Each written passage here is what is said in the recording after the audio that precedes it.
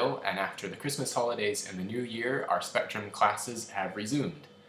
This term, we're thinking and talking about Epiphany, and the many ways that we see God alive and at work in our world today. Epiphany is a big word, and it comes from Greek. And the Greek words represent light, or showing, or appearance. And that's because at Epiphany, we remember the birth of Jesus when God appeared to us in a new and unique way. Jesus, who we call the light of the world, shows us what God is like in a way that nothing else ever has. Jesus is the living and breathing embodiment of God, who shows us the kind of things that God is passionate about and the kind of people that God is interested in pursuing, and that is everyone.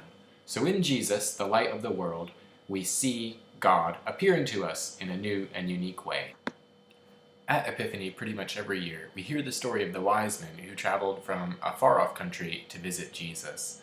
And this story reminds us that when Jesus was born, God was doing something new for all people, not just for Israel, not just for people that lived in a particular place at a particular time, but all people. So throughout the Gospels, especially in Luke's Gospel, we see Jesus stretching out, reaching out to embrace people who weren't normally considered a part of God's family.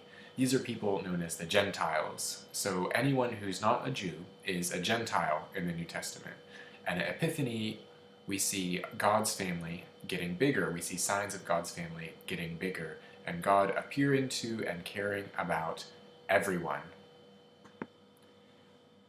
Each week in this term, we're going to hear a story from the New Testament that tells us a little bit about what God is like, and we're going to use that as a way of thinking about how we see God in our world today.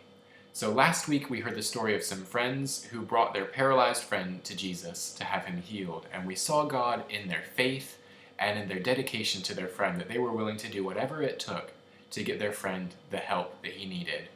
And we thought about ways that we see that same love and dedication from our friends today. Sometimes our friends will help us out if we're having a difficult time, or stand up for us if we're being bullied, and we can see God in that commitment of our friends. This week we're going to hear the parable of the sower, and a lot of you have probably heard this story before. And what we'll be doing is thinking about the 4 different places that the seeds landed: on rocky soil, among thorns, on the path, and in good soil. And thinking about our faith and our friendship with God as something that needs attention. Just like plants need attention and care on a regular basis to grow, our friendship with God needs care and attention on a regular basis too. And we can see God as we see each other learning and growing in faith. And as we learn and grow, we learn more about what God is like, and we grow in community with our friends in the church. And all of these things can help us to see God at work in the world today. As we did last week, we'll act out the story upstairs during setting the scene for everyone.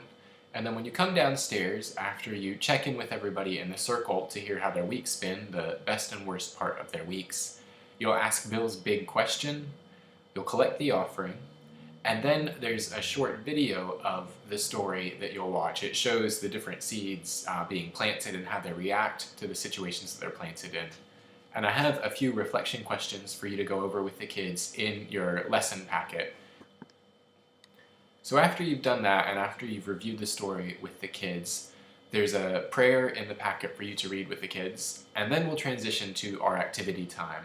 And this week and next week, Elizabeth Tetkin and Rachel Cadell will be coming downstairs to go over a couple songs with the kids. On Saturday the 30th, we're having a church music night in the evening. It's based on The Sound of Music, and it's being organized by several people from the choir. And Elizabeth and Rachel are going to teach the kids 2 songs that they can sing at this evening. So you won't have to lead any games or crafts this week or next week.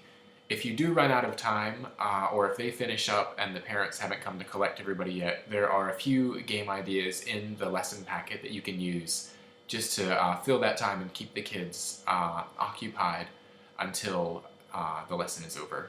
So I hope things go really well. I look forward to hearing about it and speaking with you on Sunday.